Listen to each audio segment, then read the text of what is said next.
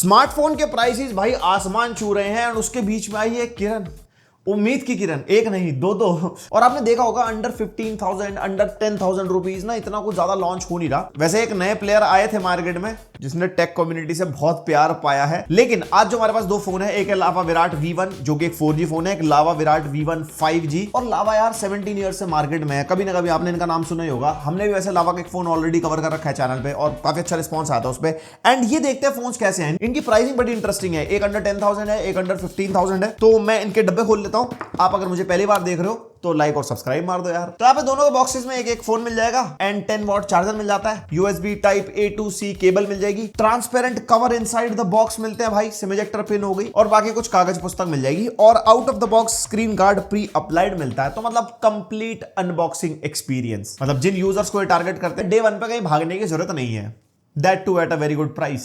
And yes, launch pricing. Yes, ये price change हो जाएगी। अभी जब आप इसको लॉन्च पे लोगे तो विराट V1 5G 11,999 का मिलेगा और विराट V1 4G 8,999 रुपीज का मिलेगा। और प्राइसिंग भाई काफी अच्छी खासी रखी है। बट फोन कैसे हैं? तो यहाँ पे सबसे पहले अगर आप डिजाइन देखोगे ना तो दोनों फोन्स ऑलमोस्ट सिमिलर से लगते हैं। जैसे यहाँ पे लावा की ब्रांडिंग एक तरफ, बस एक पे 5G लिखा है और कैमरा मॉड्यूल का साइज भी सिमिलर सा है। बस हाँ जो कैमरा रिंग्स है एक की थोड़ी स्क्वेरिश है, एक की राउंड है और यहाँ पे ऊपर की तरफ कुछ नहीं है। नीचे की तरफ भाई हेडफोन जैक 2026 ही है ना, और माइक्रोफोन एक टाइप C 2.0 का पोर्ट और एक सिंगल स्पीकर मिल जाता है। बाकी लेफ्ट साइड में हमारे को सिम ट्रे मिल जाएगी। हाँ 64 GB वेरिएंट आपको उसके अंदर मिलेगा। बाकी आप एक्सपैंड कर पाओगे। जो 5G वाला है अप टू 1 TB तक का SD कार्ड लगा सकते हो। बाकी जो 4G वाला है इसके अंदर up to 256 GB SD card आप लगा सकते हो। और एक चीज मैंने नोटिस करी, जो ये 5G वाला फोन है ना ये थोड़ा सा मोटा है कंपेयर टू 4G। और राइट साइड में volume rocker button and power button है और इनके power button physical fingerprint scanner भी है जो कि ठीक ठाक काम करता है अगर फोन आपको अनलॉक करना हो तो। बाकी इन हैंड फील अच्छी है दोनों फोन्स की। पॉलीकार्बोनेट फ्रेम मिलता है, 6.7 इंचेस के फोन है यहाँ पे, तो एक हाथ से तो आप ऑब्वियसली यूज नहीं कर पाओगे, दोनों हाथ लगते हैं। काफी अच्छा खासा बड़ा साइज हमारे को मिलता है इनका। और बैक भी हमारे को प्लास्टिक की मिल जाएगी। बाकी जो साइड फ्रेम है वो भी हमारे को पॉलीकार्बोनेट की मिलते हैं। देन डिस्प्ले दोनों के अंदर 6.75 इंचेस की LCD डिस्प्ले हमारे को मिलती है। और V1 5G में 120 हर्ट्ज का रिफ्रेश रेट है, V1 के अंदर 90 हर्ट्ज का रिफ्रेश रेट है। तो जो प्राइसिंग का डिफरेंस है उसके अंदर आपको टेक्निकली थोड़ा थोड़ा डिफरेंस मिलेगा। और इसके अंदर रिफ्रेश रेट की कोई भी ऑटोमेटिक शिफ्टिंग नहीं है, मतलब जितने रिफ्रेश रेट पे आपने सेट किया सेटिंग्स में जाके उतने पे चलेगा। 120 तो 120, 90 तो 90। एंड एक चीज फिर भी सही है, 60 हर्ट्ज से तो एटलीस्ट ऊपर है जिस प्राइस पॉइंट पे ये फोन्स आते हैं। एंड दोनों के अंदर हमारे को वाटर ड्रॉप नॉच मिलती है जो कि बहुत टाइम बाद देखने को मिली है। बाकी हाँ बेजल ठीक ठाक मिलेंगे। ऑब्वियसली जिस प्राइस पॉइंट पे फोन है वहां पे कुछ इतनी एक्सपेक्टेशंस हम रख सकते हैं। बाकी हमने कलर गैमेट टेस्ट किया। एक हमारे पास डिवाइस है जिसके थ्रू हम फोन्स के कलर गैमेट वगैरह निकाल देते हैं। इसके अंदर जो 5G वाला वेरिएंट है इसके कलर्स काफी अच्छे निकल गए हैं। 100% sRGB, 89% P3 और बाकी और भी नंबर्स हैं। अगर आपको नहीं पता है क्या है तो जितना ज्यादा ये परसेंटेज का नंबर होता है उतने अच्छे स्क्रीन के कलर्स होते हैं। ये हम सारे फोन्स वगैरह में टेस्ट करते हैं। बाकी ब्राइटनेस जब हमने टेस्ट करी तो हमारी 440 निट्स तक की ब्राइटनेस निकल गई 5G वाले वेरिएंट की। फिर हमने जब 4G टेस्ट किया इसका कलर गैमेट कम है। अगर आप देखोगे 66% P3 मिलती है हमारे को, 83% sRGB मिलती है। ब्राइटनेस थोड़ी सी कम है इसकी, 411 निट्स की है। वैसे अगर आपको थोड़ा सा आइडिया दूं, अगर आप एक फ्लैगशिप फोन वगैरह लेते हो ना उसकी 800 to 900 निट्स की ब्राइटनेस होती है जो कि बहुत ज्यादा ब्राइट ऑब्वियसली फील होती है। अगर इनके प्राइस के हिसाब से देखें तो इनकी ब्राइटनेस ठीक है, इंडोर वगैरह में यूज करने में कोई दिक्कत नहीं होती। हाँ अगर आप आउटडोर वगैरह में यूज करोगे तो थोड़ा सा इशू हो सकता है चलाने में, बिकॉज इतना भी ज्यादा ब्राइट नहीं है।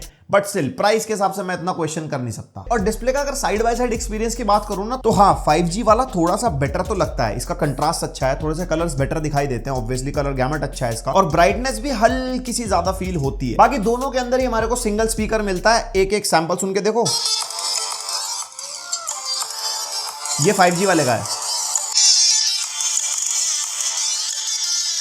ठीक ठाक सी आवाज मिल जाती है। थोड़ा 5G वाला है उसका स्पीकर फुलफिलिंग लगता है और 4G वाले की आवाज थोड़ी पतली पतली सी फील होती है। ऑब्वियसली वो सस्ता भी है तो ये इतना सा डिफरेंस फील होता है। बाकी वाइब्रेशन मोटर दोनों के अंदर बेसिक वाली हमारे को मिलती है, जो झिनझिन टाइप की वो मोटर नहीं होती स्मार्टफोन्स के अंदर, वही है। और ऑडियो के अंदर SBC और AAC बेसिक कोडेक्स का ही सपोर्ट है। एंड मल्टीमीडिया के मामले में दोनों फोन्स में आपको डिफरेंस मिलेगा। देखो वाइड वाइन L3 तो दोनों में है, यानी कि OTT में मैक्सिमम 480p तक ही रेजोल्यूशन सपोर्ट कर पाएंगे। बट YouTube पे अगर आप वीडियो देखते हो तो 4G वाले के अंदर 1080p 60 FPS का ही सपोर्ट है। लेकिन यहाँ पे 5G वाले वेरिएंट के अंदर हमारे को 4K 60 HDR का सपोर्ट मिलता है। कोस्टा रिका हमने चलाई तो 4K 60 HDR में वो लैग कर रही थी। 1440p पे सही चलती है। मतलब अगर आप नीचे से 1440p जाओगे तो स्मूथ चलेगी, लेकिन अगर आप एक बार 4K पे चले जगह लैग हुई, फिर 1440p या 1080p हो गए तो वो लैग ही करती है। तो एक बार आपको वीडियो बंद करके फिर से चलानी पड़ती है। तो आप up to 1440p 60 fps HDR में स्मूथ एक्सपीरियंस ले पाओगे। बाकी 4G वाले के अंदर तो 1080p 60 के अंदर कोई ऐसा दिक्कत ही नहीं है, लेकिन हाँ साइड बाय साइड अगर देखो दोनों के अंदर थोड़े से बेटर कलर्स हमारे को 5G वाले वेरिएंट में फील होते हैं और हल्का सा ब्राइट भी फील होता है। एंड वही बात है, 3000 रुपए आप एक्स्ट्रा दे रहे हो तो थोड़ी सी चीजें आपको एक्स्ट्रा मिलती है। एंड यस, स्पेसिफिकेशंस यहाँ पे विराट V1 5G के अंदर यूनिसॉक T8200 है और विराट V1 के अंदर यूनिसॉक 9863A है और दोनों के अंदर ये eMMC स्टोरेज है, LPDDR4X रैम है, जो हम इस प्राइस पॉइंट पे एक्सपेक्ट कर भी सकते हैं। परफॉर्मेंस के लिए ज्यादा बेंचमार्क क्या ही करता है, मैंने अंततः बेंचमार्क निकाल के देखा, 5 लाख प्लस स्कोर निकल के आता है 5G वाले वेरिएंट के अंदर और 4G वाले के अंदर अप्रोक्सीमेटली 2 लाख के आसपास। बाकी Geekbench के भी स्कोर्स आप साइड बाय साइड दोनों के देख सकते हो। And obviously Virat V1 5G में आप पैसे ज्यादा दे रहे हो तो इसकी थोड़ी सी परफॉर्मेंस ज्यादा है। ये जो बेंचमार्क देखे ना नंबर्स है, हमारे एक फोन के निकालता है वीडियो के अंदर, हायर इज बेटर। और सेंसर्स एंड कनेक्टिविटी, यहाँ पे 5G वेरिएंट में 8 5G के बैंड है, 4G में 7 4G के बैंड है और वाईफाई का डिफरेंस है। यहाँ पे जो 4G वेरिएंट है ना, इसके अंदर सिंगल बैंड वाईफाई का ही सपोर्ट है, यानी कि 2.4 गीगाहर्ट्ज वाले कनेक्शन को ये सपोर्ट करता है। कभी आपके घर में कोई वाईफाई का कनेक्शन होगा या आपके ऑफिस वगैरह में आपने देखा होगा ना, किसी के आगे 5G लिखा होता है जब आप कनेक्ट करते हो वाईफाई के थ्रू, और किसी के आगे कुछ नहीं लिखा होता, नाम सेम होता है। तो एक 2.4 गीगाहर्ट्ज वाला होता है, 5 गीगाहर्ट्ज वाला होता है। तो 5 गीगाहर्ट्ज का जो सपोर्ट है वो हमारा सिर्फ 5G वेरिएंट के अंदर ही है। और विराट V1 5G में ब्लूटूथ वर्जन 5.0 है और 4G में 4.2 है। इसके अलावा ये दोनों फोन्स गेमिंग के लिए तो नहीं बने, स्टिल मेरे अंदर खुजली थी गेम टेस्ट करने की, तो मैंने BGMI सबसे पहले टेस्ट किया। यहाँ पे V1 5G की स्पेक्स थोड़ी बेटर है तो इसमें स्मूथ पे एक्सट्रीम हमारे को मिल गया था। एंड FPS का मीटर तो मैं ऑन नहीं कर पाया, एवरेज 55 FPS वाला एक्सपीरियंस मैं कह सकता हूँ, 50-55 वाला। उसके अलावा V1 के अंदर लो पे मीडियम हमारे को मिल रहा था, ये मेरे को प्लेबल नहीं लगा, मतलब ग्राफिक्स भी रेंडर नहीं हो रहे थे ढंग से और काफी ज्यादा स्टटर वगैरह मिल रहा था। कॉल ऑफ ड्यूटी में लो पे मैक्स मिल गया था दोनों में, लेकिन V1 5G के अंदर हमारे को थोड़ा अच्छा एक्सपीरियंस मिल रहा था, मतलब प्लेबल एक्सपीरियंस मैं कह सकता हूं। लेकिन V1 4G के अंदर उतना स्मूथ नहीं चल रहा था। तो अगर आपका कैजुअल गेमिंग पर्सपेक्टिव है, जिस टाइप का BGMI कॉल ऑफ ड्यूटी में कह रहा हूं, तो V1 5G ही आपके लिए है। लेकिन अगर आपको बिल्कुल casual like ludo, candy crush, छोटे मोटे गेम्स चलाने, वो फिर दोनों ही फोन्स में चल जाता है, उसमें कोई दिक्कत नहीं है। एंड यस, ऑपरेटिंग सिस्टम यहाँ पे जो 5G वाला है ये Android 16 out of the box आता है, और लेकिन जो 4G वेरिएंट है ये Android 15 है, लेकिन इसके अंदर Android Go एडिशन है। अब Go एडिशन और नॉर्मल Android में थोड़े से डिफरेंसेस होते हैं। देखो, एक तो हमारी जो एनिमेशंस वगैरह है ना, वो इतनी ज्यादा स्मूथ नहीं मिलती Go एडिशन के अंदर, और मल्टीटास्किंग में भी रिस्ट्रिक्शंस वगैरह होते हैं, मतलब बैकग्राउंड में इतनी ज्यादा एप्स वगैरह नहीं चलती। जैसे आपने कोई ऐप खोली फिर उसको थोड़ी देर बाद खोलते तो वो किल हो जाती है, मतलब इसका जो प्रोसेसर है वो ज्यादा चीजें हैंडल नहीं कर सकता। तो उस हिसाब से इनका जो OS है वो डिजाइन होता है, जो Go एडिशन है,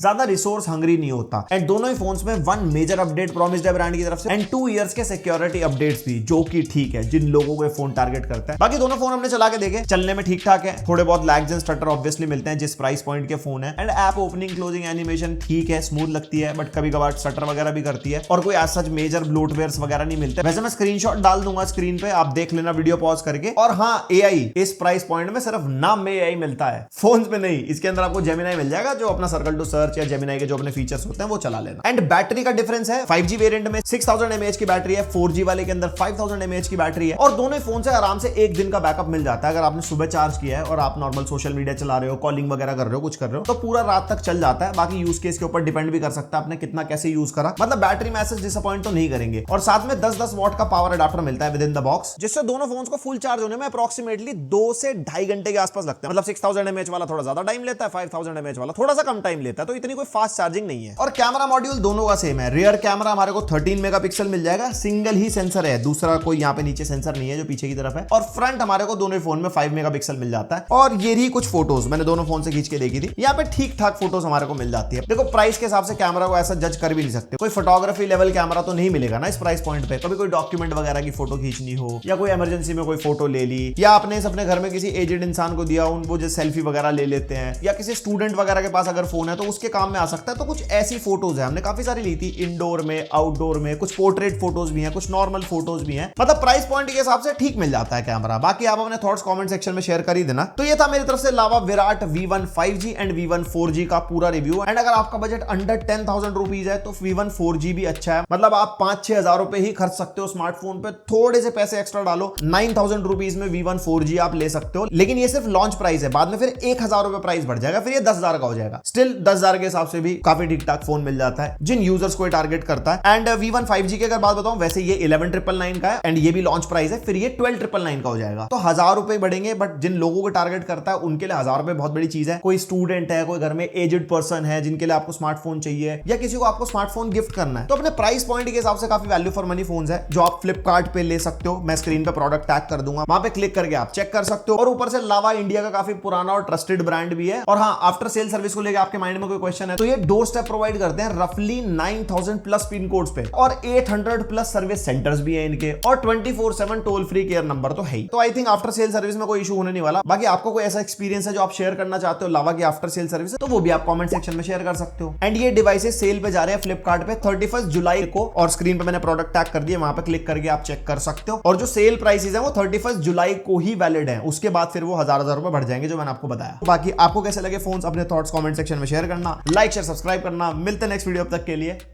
बाय।